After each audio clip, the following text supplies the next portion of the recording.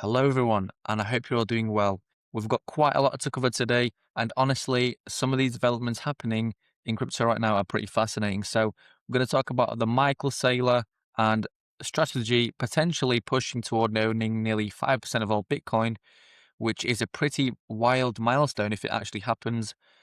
Then we'll look at Erik Voorhees quietly return to the market, buying both tokenized gold and Ethereum, which could be a signal of how some of the early crypto pioneers are positioning themselves. And finally, when we talk about the Federal Reserve meeting this week, because depending on what Jerome Powell says, this could end up being one of the biggest catalysts for the market in the short term. So yeah, a lot to unpack today. So let's get straight into it. Let's start with the Michael Saylor and strategy, because the scale of what they're doing is honestly pretty insane. Right now, strategy holds about 738,731 Bitcoin. Now, if you run the numbers, that means that to reach the 1 million Bitcoin milestone, they would need to acquire another 261,269 Bitcoin. And if they continue accumulating at roughly the same pace we've been seeing recently, that would mean buying something like 6,000 Bitcoin every single week at an average Bitcoin price of 85,000. That would translate to roughly $22 billion in additional investments, which sounds pretty huge. But when you look at how aggressive their strategy has been, it actually doesn't seem impossible. Since the beginning of 2026 alone, G has already acquired almost 65,000 Bitcoin. And just last week, they added another 17,994 Bitcoin. Now, if that pace continues for the rest of the year, strategy could end up controlling close to 5% of the entire Bitcoin supply. So just think about that for a moment. 5% of all Bitcoin controlled by a single company. And as usual, Saylor is expected to tweet the details of last week's purchase, which could potentially be another 10,000 Bitcoin added to the balance sheet. So this definitely is something the market is watching very closely, because the more Bitcoin that moves into long-term corporate treasuries, the less supply there is circulating in the market. And that can have pretty significant implications for price over time. And now next up is something that caught a lot of people's attention. Erik Voorhees is back in the market.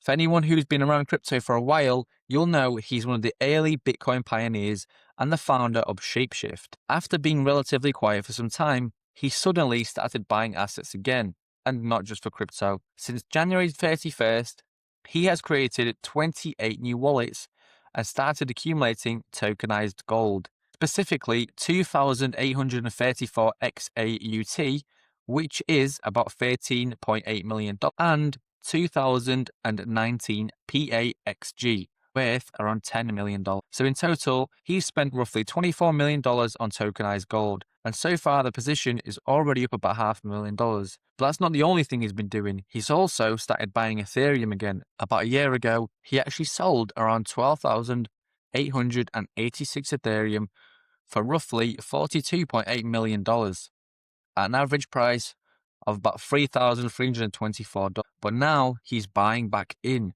Over the last 5 days, he spent 17.8 million USDT to purchase 6,576 Ethereum at an average price of around 2,069.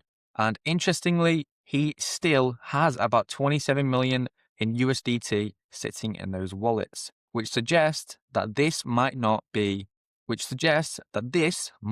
end of the accumulation. Now, when early industry figures like Voorhees start positioning themselves again, it tends to get people thinking about where smart money believes the market might be heading next. And now let's talk about the big macro event this week, the Federal Reserve policy meeting.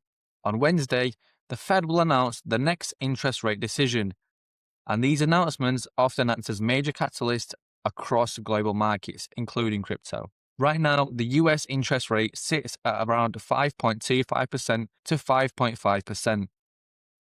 And according to most analysts, the market is almost certain that rates will stay unchanged at this meeting. But there's one important thing.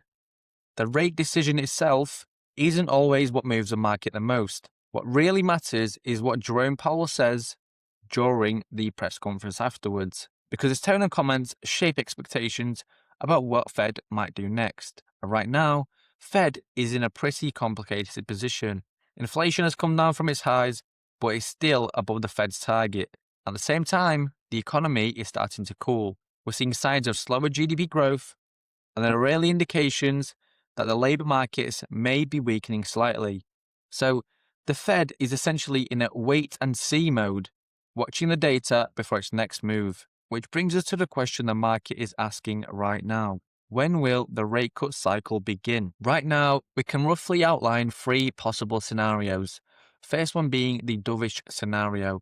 This is where the Fed keeps rates unchanged, but hints that the rate cuts could begin later this year. If Powell signals that easing might be coming soon, markets could react very positively, because rate cuts usually mean more liquidity entering the system. And historically, when liquidity returns, crypto tends to react quickly. And then the second scenario is more neutral. The Fed might say it's too early to make decisions and that they need more data on inflation and the economy. So in that case, markets could remain uncertain and somewhat volatile while investors wait for clearer signals. And then finally, there's this hawkish scenario. Well, that would be where Powell suggests rates might stay higher for longer. That could put pressure on risk assets like crypto in the short term. But there's an interesting twist. Sometimes crypto begins decoupling from traditional markets, especially when global investors start looking for alternative stores of value or capital protection. And if Bitcoin starts showing resilience even under tighter monetary policy, that could start changing how institutions view crypto within the global financial system. Now, before we wrap up this video, I want to quickly go over the current market structure because there are a few interesting things happening from a technical perspective.